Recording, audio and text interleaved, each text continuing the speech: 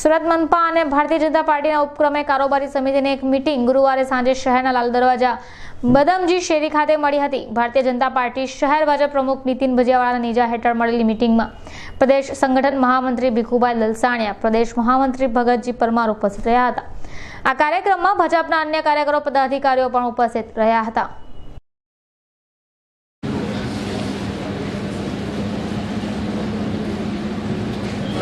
Bharatiya Janata party की कारोबारी में उपस्थित अपना सौदा वडील मान्य गोविंद भाई नायक,